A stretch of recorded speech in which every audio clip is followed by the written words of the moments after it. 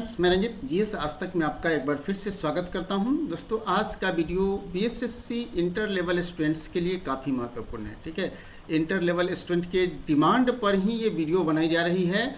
BSSC inter level में दो ऐसे महत्वपूर्ण पद हैं जिसके बारे में हम लोग यहाँ चर्चा करने वाले हैं, जिसमें आप प्रमोशन से पदाधिकारी वाला पद हासिल कर सकते हैं। ठीक है, प्रमोशन के माध्यम से आप पदाधिकारी बन सकते हैं। दो ऐसे पद हैं जिसके बारे में हम लोग डिस्कस करेंगे। तो ठीक है, तो दो ऐसे पद हैं जिसमें बीपीएससी के माध्यम से आप पदाधिकारी बनते हैं। यहाँ आप प्रमोशन के माध्यम से पदाधिकारी बन पाएंगे। इनके स्टेटस के बारे में भी हम लोग चर्चा करने वाले हैं कि इनका स्टेटस क्या है, पावर क्या है। ठीक है, और साथ साथ हम लोग यह भी चर्चा करने वाले हैं कि प्रमोशन का आधार क्या है और किस तरह से आप पदाधिकारी बनेंगे। तो काफ़ी महत्वपूर्ण वीडियो होगा, वीडियो को अंत तक देखिएगा। अगर हमारे चैनल पे नए हैं तो इसे सब्सक्राइब कर ले और बेल आइकन का बटन जरूर दबाएं ताकि आने वाले वीडियो का नोटिफिकेशन आपको सबसे पहले मिल सके। दोस्तों, आगे बढ़ने से पहले मैं आपको बता दूं कि अभी तक आपने हमारे जीएस आज तक एकेडमी वाले चैनल को सब्सक्राइब नहीं किया है तो इसे सब्सक्राइब कर लीजिए।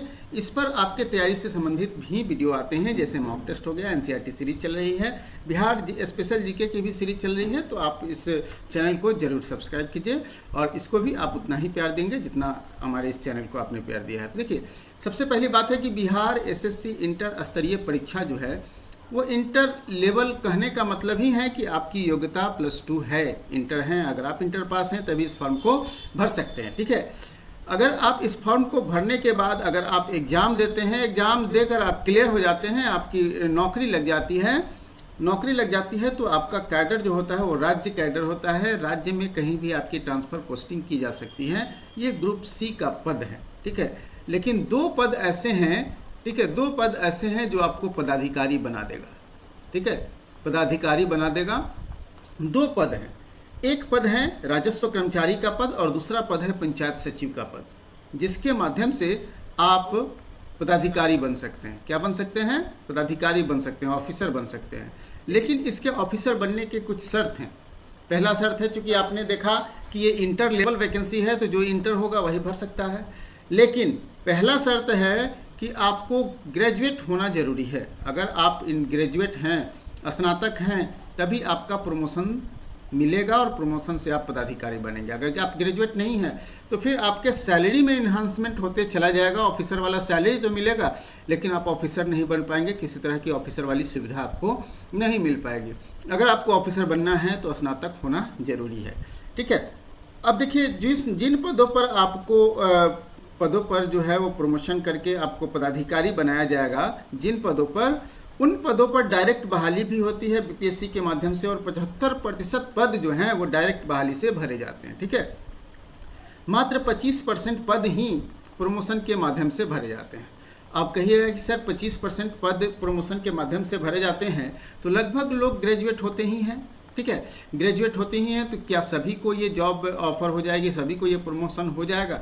तो देखिए, अगर आप ग्रेजुएट हैं, ठीक है, ग्रेजुएट हैं और आपका सर्विस रिकॉर्ड अच्छा है, ठीक है, सर्विस रिकॉर्ड अच्छा है, तभी आपको अच्छे पद पर प्रमोशन मिलेगा और ससमय प्रमोशन मिलेगा। ठीक है, अगर आपकी सर्विस रिकॉर्ड अच्छी नहीं है, किसी तरह के सर्विस में ब्रेक है, तो फिर आपको प्रमोशन नहीं मिलेगा। जिनकी सर्विस अच्छी होगी, क्योंकि आपको 25% पद ही प्रमोशन के माध्यम से भरे जाने हैं, तो सर्विस रिपोर्ट आपका अच्छा होना चाहिए, सर्विस रिकॉर्ड अच्छा होना चाहिए।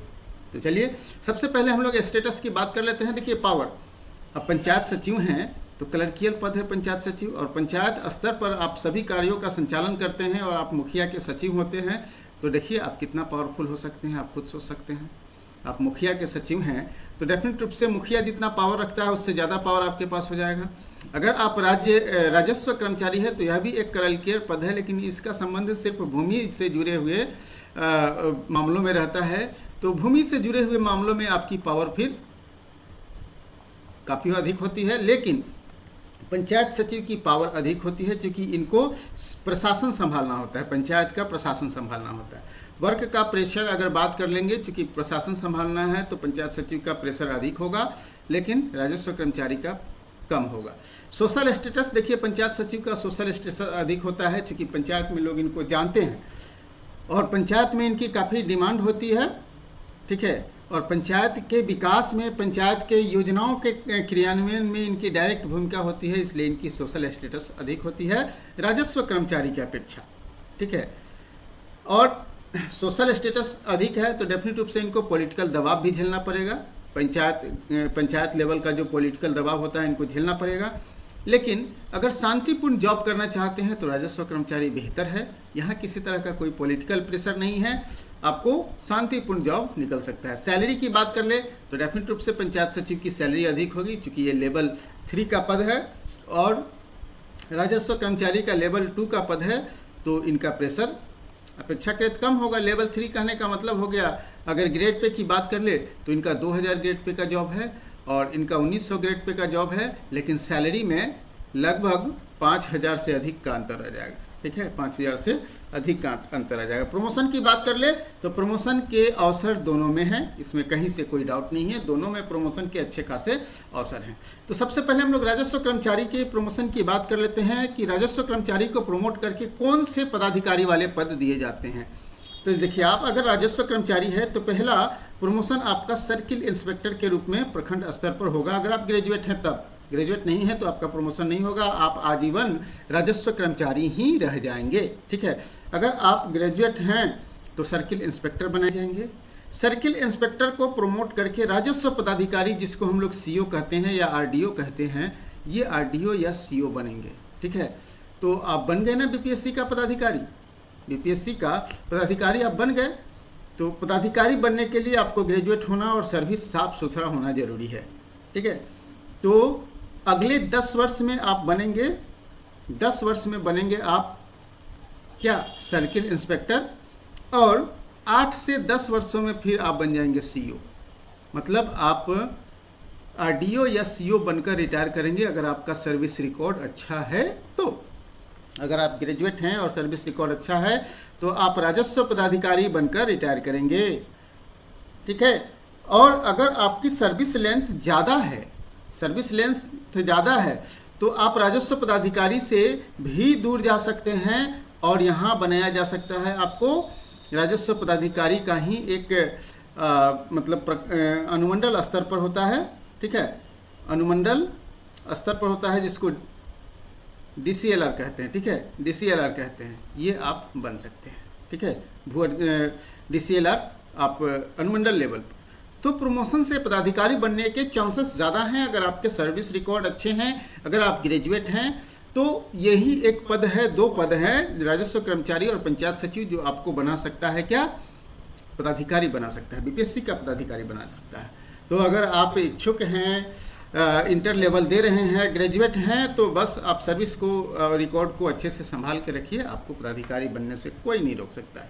दूसरा पद जो है पंचायत सचिव का पद है, और पंचायत सचिव जो हैं लगभग, पंचायत सचिव हैं तो लगभग 10 से 15 साल में, ठीक है, 10 से 15 वर्ष में आपको प्रमोट करके प्रखंड पंचायती राज पदाधिकारी बीपीआरओ बना दिया जाता है। ठीक है, प्रखंड पंचायती राज पदाधिकारी बीपीआरओ, शर्त वही है जो पहले मैंने बताया कि आपको ग्रेजुएट होना जरूरी है, सर्विस साफ सुथरा होना जरूरी है। तो प्रखंड पंचायती राज पदाधिकारी आपको बना दिया जाता है। अगर आपकी सर्विस रिकॉर्ड और अच्छी है तो डीपीआरओ या फिर डीपीआरओ अगर नहीं बन पाए तो आपको मतलब परियोजना पदाधिकारी, ठीक है, परियोजना पदाधिकारी तक आपका प्रमोशन हो सकता है। मतलब डायरेक्टर, ठीक है, डायरेक्टर का जो एक पद होता है परियोजना पदाधिकारी का, वहाँ तक हो सकता है। लेकिन जिला पंचायती राज पदाधिकारी तक भी प्रमोट हुए हैं अगर आपकी सर्विस लेंथ अच्छी खासी है। ठीक है, तो ये 2 ऐसे पद हैं जिससे आप पदाधिकारी बन सकते हैं दोस्त। इसलिए अगर आप इंटर लेवल दे रहे हैं और पदाधिकारी बनने के इच्छुक हैं तो डेफिनेट रूप से आप ये 2 पद सिलेक्ट कर सकते हैं। ये 2 पद आपके लिए काफ़ी महत्वपूर्ण बन सकता है। जहाँ मैंने बताया जिला पंचायती राज पदाधिकारी डीपीआरओ, प्रखंड स्तर पर, ये जिला स्तर पर हो जाता है, ये प्रखंड स्तर पर नहीं होगा, ये जिला स्तर पर डीपीआरओ का पद आ जाता है। तो कुल मिलाकर अच्छे खासे आप ऑफिसर बनने के चांसेस हैं अगर आप ग्रेजुएट हैं और इंटर लेवल का एग्ज़ाम दे रहे हैं। ठीक है दोस्तों, हमें पूरी उम्मीद है कि सारे तथ्यों को आपने अच्छी तरह से समझ गए होंगे। फिर भी कहीं कोई डाउट है तो आप कमेंट कीजिए। फिर मिलेंगे हम लोग अगले वीडियो में एक नए टॉपिक के साथ।